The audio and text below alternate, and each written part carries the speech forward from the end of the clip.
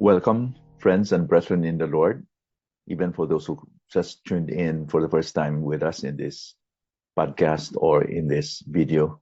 Welcome to God's Word for Today devotional. And for months now or weeks, we have been following the book of Psalms, and we are now in Psalm 48, verses 1 to 14. And let me read this Psalm chapter in our English Standard Version. Psalm 48, verses 1 to 14.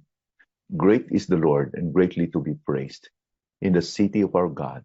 His holy mountain, beautiful in elevation, is the joy of all the earth. Mount Zion in the far north, the city of a great king. Within her citadels, God has made himself known as a fortress. For behold, the kings assembled. They came on together. As soon as they saw it, they were astounded. They were in panic. They took to flight. Trembling took hold of them there. Anguish as of a woman in labor. By the east wind you shattered the ships of Tarshish. As we have heard, so we have seen in the city of the Lord of hosts, in the city of our God, which God will establish forever. Selah. We have thought on your steadfast love, O God, in the midst of your temple. As your name, O God, so your praise reaches to the ends of the earth. Your right hand is filled with righteousness. Let Mount Zion be glad. Let the daughters of Judah rejoice because of your judgments.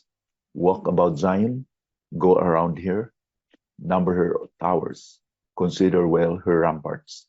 Go through her citadels, that you may tell the next generation that this is God, our God forever and ever. He will guide us forever.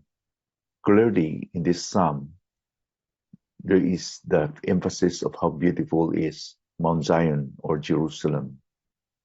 Let Mount Zion be glad, the city of God. Jerusalem has been referred as a symbol of God's power and majesty. This city of Israel is established by God, and it is located on Mount Zion. And it was David who took over Mount Zion or Jerusalem from the Jebusites, these pagan tribes.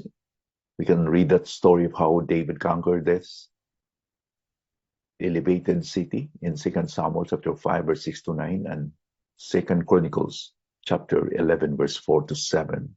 However, it did not become a holy place until David brought the Ark of the Covenant to Jerusalem and installed it there. Thus, Mount Zion became God's holy dwelling, according to Psalm 99, verse 9. It is not that only the presence of the Holy God makes a place holy.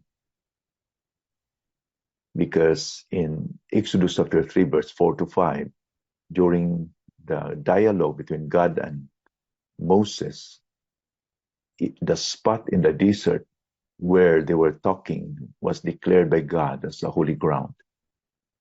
That place where the bush was burning, but not consumed. This city is beautiful in its elevation. A holy city, beautiful in its elevation. We describe literally its location because it's located in a hill or at the hill just south of the old Jerusalem. And at other times, it refers to the Temple Mount. The mention of Zion's location in the far north refers to the position of the Temple Mount within ancient Jerusalem. And this is a city that will bring joy to the whole world. Why? Because many years later, Jerusalem became popular because Jesus died there, just outside the city. In Hebrews chapter 13:12, Mark 15, verse 20, we see the account there that Jesus died and sacrificed at the cross to pay the penalty of sin and gave eternal life to all who believe in him as their Savior. It was at this place that the sacrifice for sin was consummated. It was in this place where the Lord Jesus Christ shouted in victory, "It is finished." Our sins are forgiven. The penalty of our sin is paid in full. In this city are citadels.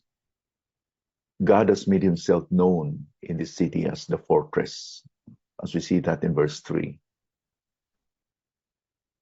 The protection is God. Indeed, according to in Psalm 9, verse 9 to 10, we read that the Lord is a stronghold for the oppressed, a stronghold in the times of trouble. And those who know your name put their trust in you. For you, O Lord, have not forsaken those who seek you. So who is the Lord to them? The Lord is their stronghold in the times of trouble. We've just learned that in Psalm 46 that God is our refuge and strength, a very present help in trouble. Now, what does this mean to us today? For us as New Testament believers, our salvation is assured as well. Jesus promised us in John 10, verse 28 to 29, I give them eternal life, and they will never perish, and no one will snatch them out of my hand. My Father, who has given them to me, is greater than all, and no one is able to snatch them out of my Father's hand. That's the assurance that our salvation is secured, not because of how you can keep it, but because the one who promised it will keep it until the end. He who gives this salvation to us will keep it. And even Peter said that our inheritance in heaven is kept secured by God. And there were some forces, enemies in the past who dared to attack Jerusalem, but they were dumbfounded. The psalmist describes this in verse 4 to 7. For behold, the kings assembled. They came on together. As soon as they saw it, they were astounded. They were in panic. They took to flight. Trembling took hold of them there, anguish as of a woman in labor. By the east wind, you shattered the ships of Tarshish. So these descriptions are descriptions in history of what God did to those attackers, to those enemies of Jerusalem. Like, for example, during the time of Jehoshaphat, when the Lord answered and defended the nation also from the enemy. And even during the time of Hezekiah, when they were attacked by King Sennacherib of Assyria. And the Lord, through an angel, killed 185,000 people. It was a shock. They were astounded. They were in panic. And they were as described here, they were just like a woman in anguish, in labor. And there's a mention here that the ships of Tarshish also used here as a meaningful description of how they were attacked. The term ships of Tarshish could not be literal because Jerusalem is not situated along the shore. The term ships of Tarshish might be entirely symbolic or metaphorical. Now, there are languages or language used in the Bible that are metaphors or symbolic for strength and power, just like cedars of Lebanon that we can read in Psalm 29, verse 5, 92, 12, and Isaiah 2, verse 13. In other words, as described the psalmist here, the Lord subdued his enemies overwhelmingly. Such testimonies are too glorious to ignore or deny. As we read that in verse 8, people heard it and believed it. And even during the time of Rahab, all the people in Jericho and in the pagan neighboring tribes, they heard about what happened during the time that Moses and God's people crossed the Red Sea and God killed the Egyptians. Even what happened to King Sihon and King Og of the Amorites at the other side, on the east side of Jordan.